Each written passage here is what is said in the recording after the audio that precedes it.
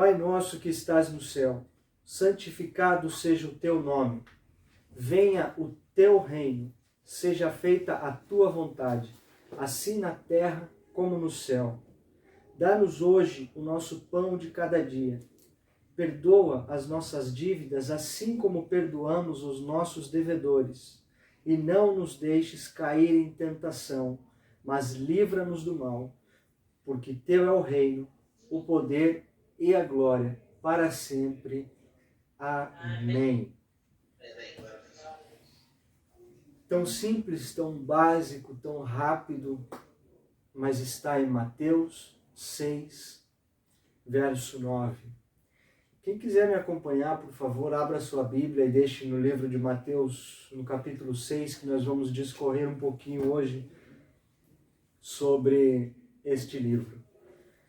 E para não correr o risco de falar algo que aqui não esteja, eu quero que vocês me acompanhem, que vocês confiram tudo que está ali. Da maneira que Deus me deu, eu quero entregar para vocês. Tão simples, tão básico, tão rápido, mas esta foi a oração que Jesus nos ensinou. Esta foi a oração que Jesus respondeu aos discípulos quando eles questionaram a Jesus: Mestre, como então nós devemos orar? E aqui nessas palavras, Jesus nos ensinou a orar ao Pai que está no céu. Eu quero chamar a atenção para esse texto hoje, para essa oração, como... Talvez eu não tenha um título específico para uma mensagem, eu não gosto de intitular assim, tudo o que eu trago, tudo o que eu falo, porque Deus ele me dá a palavra, eu me disponho a vir aqui a falar e a entregar essa palavra, e a palavra não é minha, é dele, então eu não me coloco no direito de, às vezes, intitular, porque no meio da mensagem ele pode mudar. No meio da palavra ele pode vir com um entendimento, ele pode vir com uma necessidade de alguém que está me ouvindo aí do outro lado. Então, a grosso modo falando, se eu pudesse colocar um título a tudo isso que vamos falar aqui hoje, é voltando ao básico, voltando como ouvimos em algumas escolas, né? Lá no primário as criancinhas estão aprendendo a escrever, aprendendo a ler, falamos muito no beabá, né? Aquele arrozinho com feijão, aquela coisinha simples. E é aqui que eu quero voltar hoje. É nessa simplicidade da oração do Pai Nosso, é nessa simplicidade que Jesus fala aos seus discípulos aqui através deste livro que eu quero ter como base, que é onde eu quero voltar, é onde eu quero resgatar algumas coisas hoje. Resgatar para alguns e talvez apresentar para outros, né? Talvez muitos estejam começando a caminhada, talvez muitos estejam conhecendo o que é Jesus, o que é caminhar com Ele, como é a vida com Ele. E o livro de Mateus 6 nos traz exatamente um modelo de vida no reino de Deus. A começar por essa oração, e eu quero diretamente pular lá para o verso 33 do mesmo livro de Mateus 6. Né? São coisas básicas, são coisas que aprendemos de pouco a pouco, mas de total importância para uma caminhada que vamos fazer. Porque se nós perdermos isso daqui, se nós perdermos essa essência, talvez vamos querer fazer uma caminhada muito longa, vamos querer conquistar coisas grandes lá na frente, mas sem essa base fica difícil. Sem essa base, talvez o peso que nós venhamos a suportar depois seja muito forte para nós. Se a nossa base não estiver firme, nós não vamos conseguir suportar tudo isso. Lá no capítulo 33 desse mesmo livro, a palavra nos diz assim: busquem, pois, em primeiro lugar o reino de Deus e a sua justiça, e todas estas coisas vos serão acrescentadas. Na simplicidade da oração e na simplicidade de buscar primeiro o reino de Deus, me dizendo aqui no verso 33, que todas estas coisas nos serão acrescentadas, se eu buscar o reino de Deus. O que é que Deus vai me dar? O que é que vai me ser acrescentado se eu buscar primeiro o seu reino? O que eu vou ganhar com isso? O que eu vou conquistar com isso aqui, se eu buscar primeiro o reino de Deus? Muitas vezes, muita gente busca a Deus como última alternativa. Tenta tudo na vida, tenta todas as soluções, todos os amigos, todos os contatos, toda a sua lista que está gravada ali no telefone para resolver alguma coisa, alguma dificuldade, algum problema que esteja passando. E por último, lá na lista, assim, acabou toda a lista que você tem, você vai lá por último e fala, pronto, não tem mais solução, eu vou para Deus. É ou não é assim? Às vezes, nos pegamos aí tentando resolver tudo de todas as formas, e a última opção da lista, talvez a gente até vire a lista do lado contrário para ver se não tem mais alguém para nos ajudar, e a última das últimas opções é Deus. Mas aqui no verso 33 me diz, buscar em primeiro lugar, e todas as outras coisas vão ser acrescentadas. Que coisas são essas que vão ser acrescentadas? Talvez esteja escrito na Bíblia de vocês aí que vai ser acrescentado vitória, bens materiais, fama ou vingança dos inimigos. Tem alguma coisa escrito na de vocês assim? Eu acho que não, porque na minha também não está escrito. E a palavra de Deus não muda. Qualquer que seja a tradução, ela não muda. Busquemos primeiro o reino de Deus e todas as outras coisas vos serão acrescentadas. Eu quero ler para vocês aqui, a partir do verso 25, você pode me acompanhar, por favor. Portanto, eu lhes digo, não se preocupem com a sua própria vida, quanto ao que comer ou beber, nem com o seu próprio corpo, quanto ao que vestir. Não é a vida mais importante que a comida e o corpo mais importante que a roupa? Observem as aves do céu. Elas não semeiam, nem colhem e nem armazenam em celeiros. Contudo, o Pai Celestial as alimenta. Não têm vocês muito mais valor do que elas? Quem de vocês, por mais que se preocupe, pode acrescentar uma hora que seja à sua vida? Por que vocês se preocupam com roupas? Vejam como crescem os lírios do campo. Eles não trabalham, nem tecem.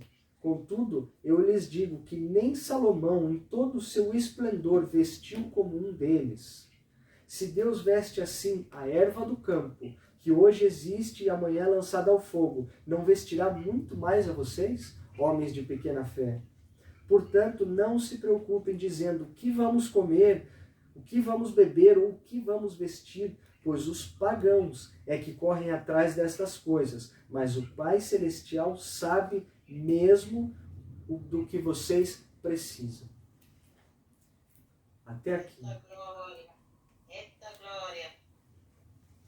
Nós buscamos, por último, Deus para resolver os nossos problemas. Só que a palavra aqui, o modelo de vida no reino de Deus aqui nos orienta. Busquem primeiro o reino de Deus e todas as outras coisas vos serão acrescentadas. Seja a sua comida, seja a sua bebida, seja a sua roupa, sua casa, o que quer que seja. Deus não deixa com que os filhos dele pereçam.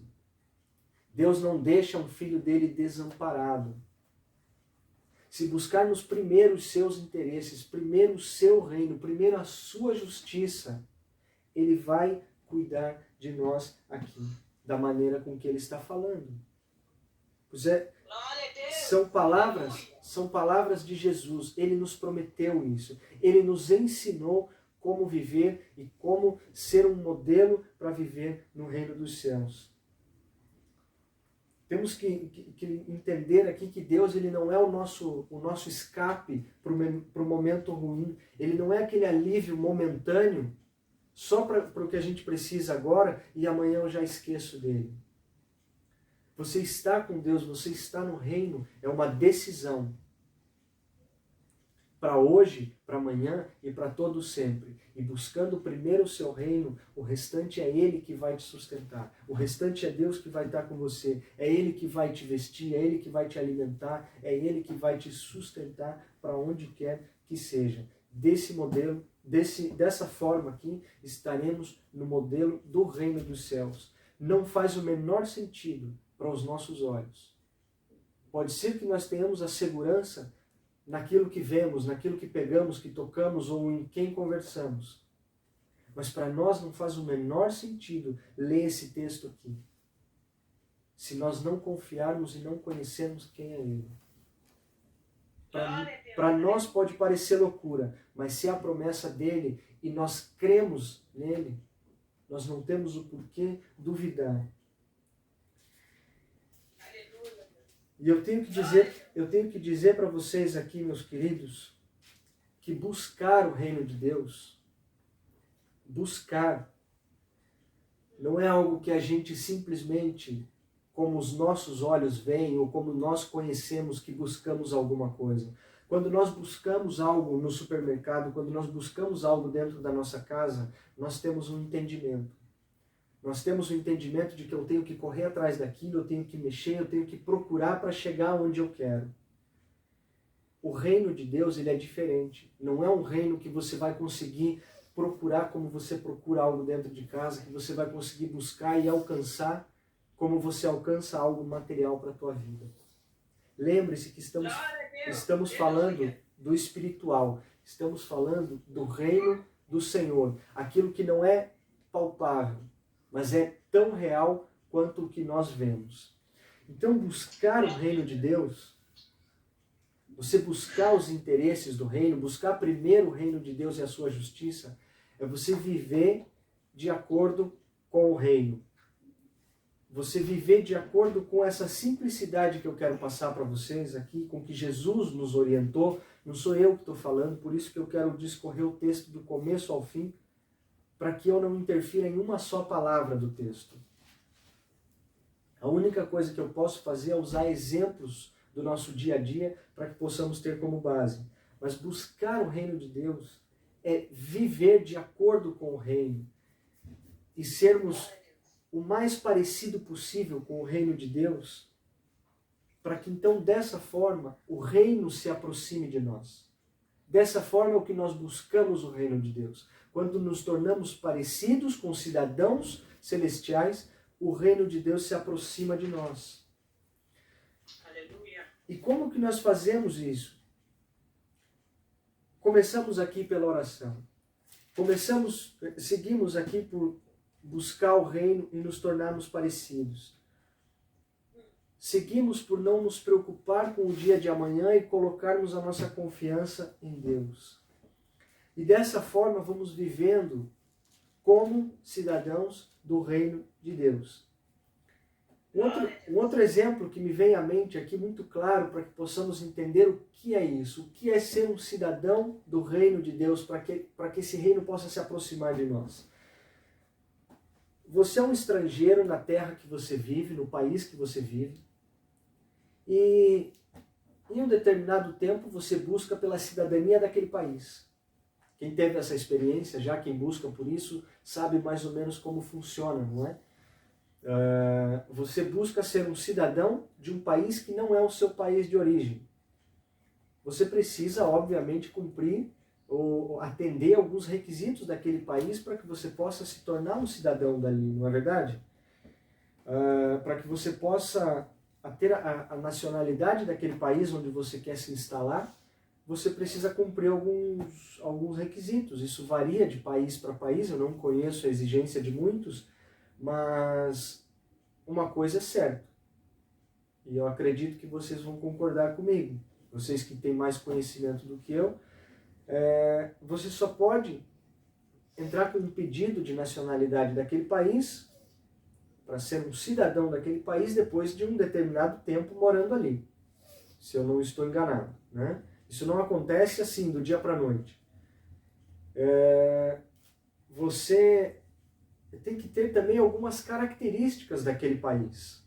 Para que você seja aceito ali como um cidadão daquele local, você tem que, no mínimo, se tornar parecido com algum cidadão dali, na medida que você fala o mesmo idioma que eles, na medida que você respeita as leis daquele país onde você quer se instalar, né? Ninguém se torna um cidadão de outro país se você, no mínimo, não falar o idioma deles e se você não respeitar a lei daquele país, né? Em alguns países, eu acredito também que até o momento em que você consiga essa nacionalidade, você tem que passar por um teste do idioma para saber se você fala o mínimo possível daquela língua para você ser reconhecido como um cidadão daquele país. E agora eu pergunto para vocês, por que no reino dos céus, para que sejamos cidadãos do reino de Deus, tem que ser diferente? Por que para eu ser reconhecido como um cidadão do reino dos céus, para que as pessoas do mundo afora aí olhem para mim e eu seja reconhecido como diferente do mundo, eu tenho que ser igual ao mundo? Essa matemática não bate, não casa. Não sei se você está acompanhando o meu raciocínio, mas para que você possa ser um cidadão do reino dos céus, para que você possa ter o reino em você e representar o reino de Deus lá fora, você tem que, no mínimo, ser parecido com o reino de Deus, trazer algumas características do reino de Deus para você, falar a mesma linguagem do que falam os que são do reino de Deus. E também não vai ser diferente que para você chegar nesse lugar, para você chegar nesse nível de representar o reino dos céus, é claro que o teu inimigo não vai ficar contente com você e você vai passar também por testes. Em outras linguagens e outras traduções, vocês vão muito ouvir falar que nós como cristãos vamos passar por provações, vamos passar por tribulações, para que possamos então assim refletir a glória de Deus e não agir pela nossa carne, mas agir pelo Espírito de Deus que está em nós. E sendo assim, passando por essas provações, por essas barreiras, nós vamos poder ser representantes do reino de Deus. E dessa forma, estamos buscando o reino de Deus. E eu tenho certeza que agindo assim e buscando o reino dele, como diz a sua palavra em Mateus 6,33, as demais coisas nos serão acrescentadas. Coisas estas que lemos aqui, que são de nossa necessidade. Não são só coisas que nos fazem prazer, não é só coisas que me promovem, coisas que eu quero ter para ostentar, para mostrar para os outros. São as minhas necessidades, aquilo que eu preciso para viver. Isso é o que Deus vai me sustentar. Ele não vai me deixar andar nu pela rua, Ele não vai me deixar passar fome, mas Ele não vai me dar mais do que o que eu preciso para viver, porque a partir do momento que eu tenho mais do que o que eu preciso, é muito fácil, é muito simples de eu me corromper e de eu esquecer do Deus que me deu.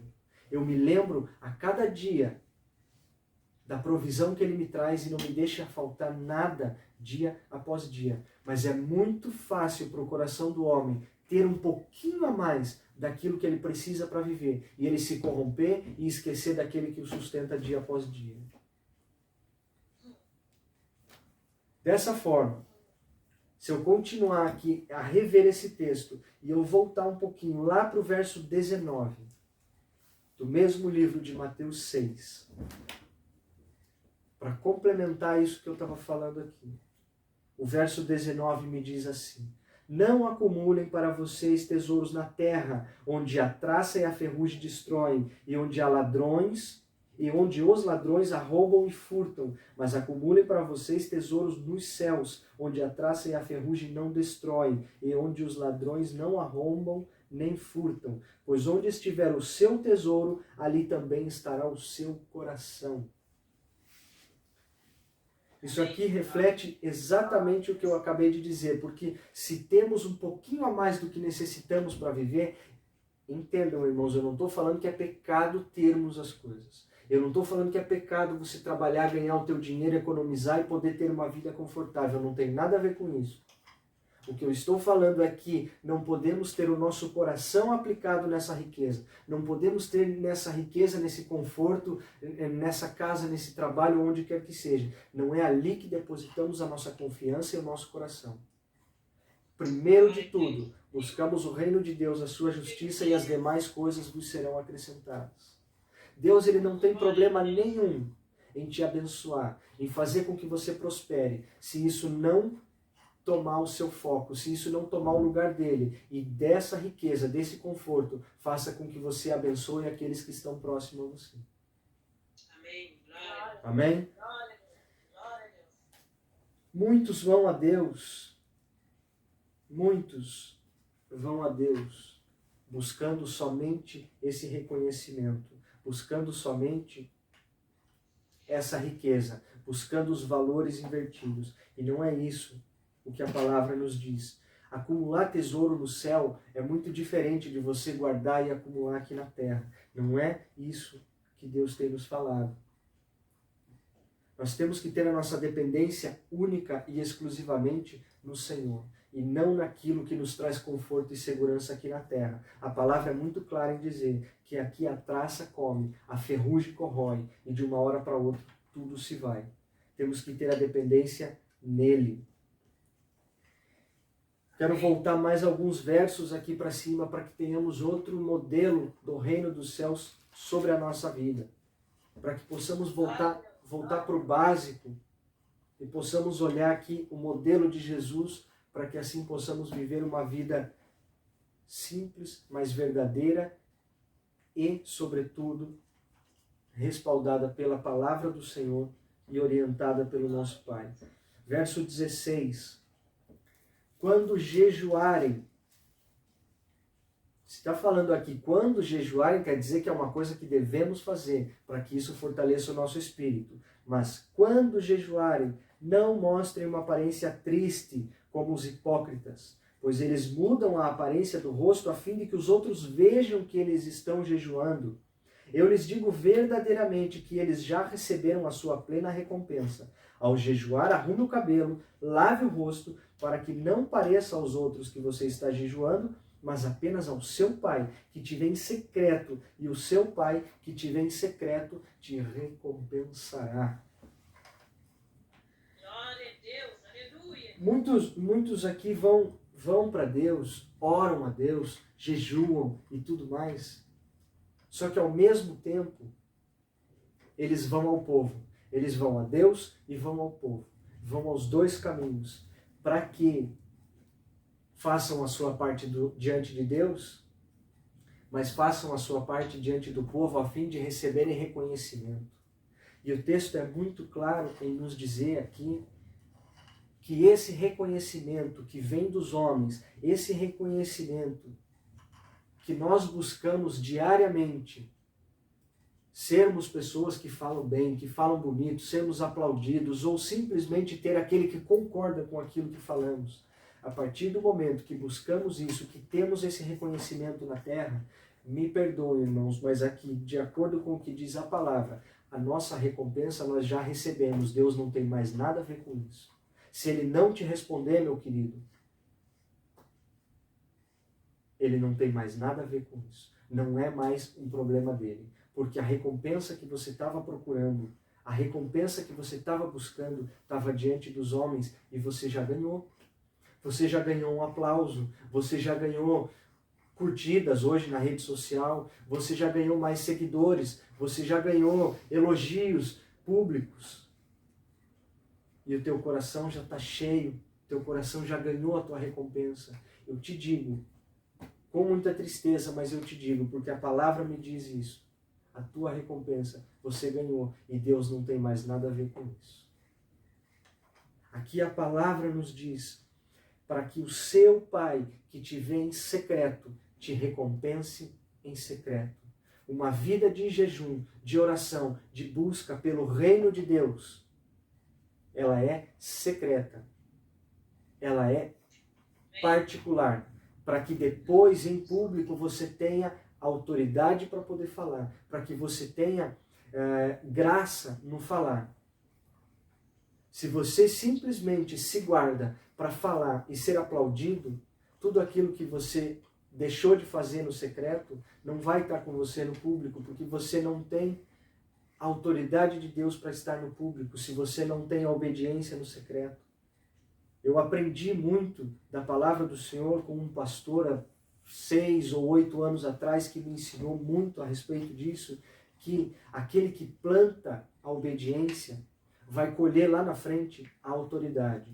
Não queira você falar sobre a vida de alguém ou ter autoridade sobre a vida de alguém se você não sabe obedecer primeiro. Se não sabemos obedecer a palavra do Senhor primeiro, quem eu vou querer ensinar depois? Se eu não sou bom para sentar para ouvir e aprender, eu não posso ensinar ninguém, porque eu não vou ter autoridade para ensinar ninguém, porque se eu não aprendi, eu vou ensinar o quê? Eu vou ensinar de mim mesmo e as minhas palavras são vazias. Busquemos primeiro aquilo que é secreto, para que o Pai me recompense também no secreto. Eu quero voltar agora para o verso 1, lá para o comecinho do texto, que vai nos falar aqui também a respeito de ajudar aquele que precisa, a respeito de saber a hora certa de fazer e como fazer. Tenham cuidado de não praticar as suas obras de justiça diante dos outros para serem vistos por eles. Se fizeres isto, vocês não terão nenhuma recompensa do Pai Celestial. Portanto, quando você der esmola, não anuncie isto com trombetas, como fazem os hipócritas nas sinagogas e nas ruas, a fim de serem honrados pelos outros.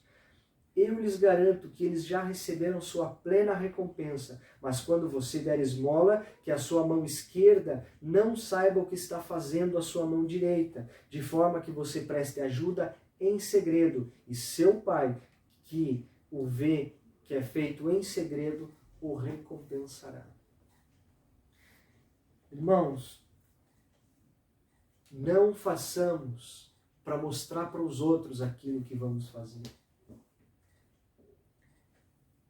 Jesus ele usou um outro exemplo aqui que está também na sua palavra, de que a viúva que chegou e deu a sua oferta no templo, que ofertou algumas moedinhas no templo. Imagina você entrando na igreja, hoje todos cuidam, né, com isso na hora de fazer as suas ofertas, dar os seus dízimos. Tem muitas igrejas que, no Brasil eu presenciei muito isso, as pessoas iam com vergonha colocar moedas assim na oferta, porque quando caía no gasofilácio de madeira, caía nos fundos da madeira e fazia barulho, então a pessoa ficava com vergonha de ofertar aquilo e muitas vezes não ia na frente fazer a oferta, ou dar o seu dízimo, ou quem quer que seja. Mas Jesus ele nos usa esse exemplo aqui, que aquela viúva quando ofertou apenas umas moedinhas, e outros que davam grandes quantias, diziam que eles davam mais, eram os melhores e tudo. Porém, aquela viúva, quando ofertou, ela ofertou tudo o que ela tinha e de todo o seu coração. E ela não foi contar para ninguém quanto era, ela não foi dizer para ninguém que ela tinha feito aquilo, mas quem que viu aquela oferta? Quem que recebeu aquilo de todo o seu coração e acima de qualquer outra oferta? Foi o próprio Jesus que viu. Foi Jesus quem a recompensou, porque ela deu muito mais do que os outros. Irmãos, quando eu falo mais do que os outros, não se trata de valor, não se trata de quantia. Se trata de onde está o teu coração. Se trata do que você está buscando com aquilo. É uma troca com Deus? Você está indo ali dando 5%, 7%, 10% ou 15% do teu salário de dízimo? Ou 50% anotado num papel porque você quer cobrar de Deus depois? Eu dei isso, então eu preciso receber aquilo. Deus ele não vai atender aquilo que a gente repete, aquilo que a gente bate, aquilo que a gente chora na porta dele. Não é só assim que ele vai atender. Claro que a gente precisa pedir, a gente precisa abrir a nossa boca e pedir, só que a palavra dele nos diz que ele sabe aquilo que precisamos antes mesmo de pronunciarmos as palavras. Mas peça de todo o teu coração. Peça de todo o teu entendimento, sem o interesse de que aquilo que você está pedindo é somente para o teu prazer. Peça aquilo que te angustia, peça aquilo que te machuca, peça aquilo que te fere. Se a dor do teu irmão não fere você e você não pede pela dor do teu irmão, algo você está pedindo errado. Você está invertendo as prioridades, pedindo primeiro para você do que para o teu irmão que está sofrendo do teu lado. Peça no teu secreto. Eu quero avançar um verso para frente aqui para eu finalizar, irmãos. Verso 5. E quando vocês orarem, não sejam como os hipócritas. Eles gostam de ficar orando em pé nas sinagogas e nas esquinas, a fim de serem vistos pelos outros. Eu lhes asseguro que eles já receberam a sua plena recompensa. Mas quando você orar, vá para o seu quarto, feche a porta e ore ao seu Pai, que está em secreto. Então o seu Pai que te vê em secreto o recompensará. E quando orarem, não fiquem sempre repetindo a mesma coisa, fazendo como os pagãos. Eles pensam que por muito falar serão ouvidos. Não sejam iguais a eles, porque o seu Pai sabe do que vocês precisam, antes mesmo de pedirem. Irmãos, notem que daí depois desse verso aqui, se vocês pegarem a Bíblia de vocês e continuarem, esse foi o último verso que eu li, foi o 8, e o próximo é o 9, onde começa aquela oração que eu fiz no início. Se vocês continuarem essa oração, não há uma repetição de palavras. Deus, ele entende no primeiro pedido, porque ele não precisa da tua repetição, ele precisa do teu coração. Se vocês olharem esse modelo de oração, oremos para o Senhor, expondo as nossas necessidades, mas pedindo que primeiro seja feita a vontade dele sobre nós. Pedindo que ele nos dê o pão de cada dia. Não é assim, Senhor, me dá o pão do mês inteiro para que eu possa guardar aqui, amanhã o Senhor me dá mais um pouco, eu vou guardando. Lá na época do deserto, lá atrás, lá em Moisés, o Senhor fazia chover do céu a comida de cada dia. Aqui, a oração não mudou, porque Deus ele não muda. A oração para ele é: Pai, me dá o pão de cada dia. E uma coisa que me chama a atenção, que às vezes oramos aqui no automático, eu não sei se você tem esse hábito somente de ler essa oração, se você faz essa oração, se você nem conhecia, mas se você olhar aqui no verso 12, Pai, perdoa as nossas dívidas, assim como nós perdoamos os nossos devedores. Você já parou para pensar que forte que é essa frase? Você está olhando para Deus e falando assim: Deus, me perdoa, assim como eu perdoei aquele que pisou no meu pé ontem. Só que na verdade no teu coração você não perdoou aquele de ontem. Aqui no teu coração você está querendo que ele morra, mas você está olhando para Deus e pedindo para Deus te perdoar. Só que não esqueça que o modelo de oração é: Senhor, me perdoa, assim como eu perdoo o meu vizinho. Você perdoou o teu vizinho para que Deus possa perdoar você? A palavra é muito clara em dizer que você será julgado, você será medido na medida que você mede os outros. Você já parou para olhar para isso? Você já parou para pensar nisso? Você está pedindo justiça para os teus inimigos, você está pedindo que Deus seja justo com eles. Mas aí para você olha para cima e fala: Deus, misericórdia de mim. À medida com que você medir, você será medido. Essa é a oração básica de Jesus. Pai, perdoa a minha dívida assim como eu perdoei os meus devedores. Deus ele não vai atender dessa forma. Deus ele não vai atender se você ficar repetindo sempre a mesma coisa que ele já sabe, que ele já conhece. Ele vai atender a tua necessidade e o teu coração. Ele não vai atender a tua oração se você fez um curso de oratória, se você fala muito bem, se você tem uma eloquência para falar na presença dele ou para falar para outras pessoas. Não é por causa disso que ele vai atender. Porque há pessoas simples, muito simples, que mesmo no seu idioma tem dificuldade em falar bonito, em usar bonitas palavras, mas o seu coração é puro. E eu tenho certeza que Deus vai responder. Não é a palavra bonita, não é a repetição, não é tampouco o grito que ele vai responder, porque Deus não precisa que a palavra seja gritada aos seus ouvidos. Escuta o que eu estou dizendo, irmãos. Eu não estou criticando, eu não estou dizendo que está errado, eu não estou dizendo que é pecado exaltarmos, gritarmos, pularmos na presença de Deus. Não é esse o ponto. quando somos invadidos pelo Espírito, como quando temos alegria em nosso coração, nós cantamos, nós louvamos, nós pulamos na presença de Deus, isso é livre. Eu estou dizendo que não é isso que vai fazer com que Deus me responda. Não é eu repetindo, gritando, batendo ou chorando na presença dele. Ele vai responder a minha oração sincera e o meu coração puro. Verso 33, novamente, para que fique fixado em nós e eu possa finalizar. Busquem, pois, em primeiro lugar o reino de Deus e a sua justiça, e todas essas coisas lhes serão acrescentadas. Portanto, não se preocupem com o amanhã, pois o amanhã trará as suas próprias preocupações. Basta a cada dia o seu próprio mal. Amém, meus irmãos. Eu quero que fiquemos hoje com essa reflexão em nossos corações. Que possamos voltar para a simplicidade do que é Jesus.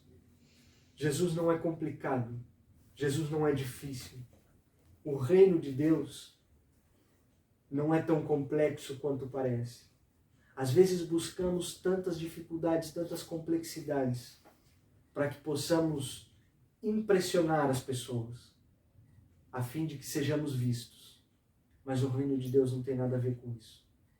O reino de Deus somos nós, na nossa simplicidade, no nosso secreto, aonde o Pai nos vê e nos recompensa.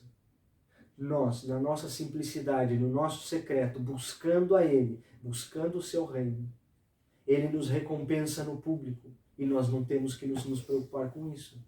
Ele nos sustenta, Ele nos governa, Ele nos orienta e nos usa quando bem aprouver a sua vontade.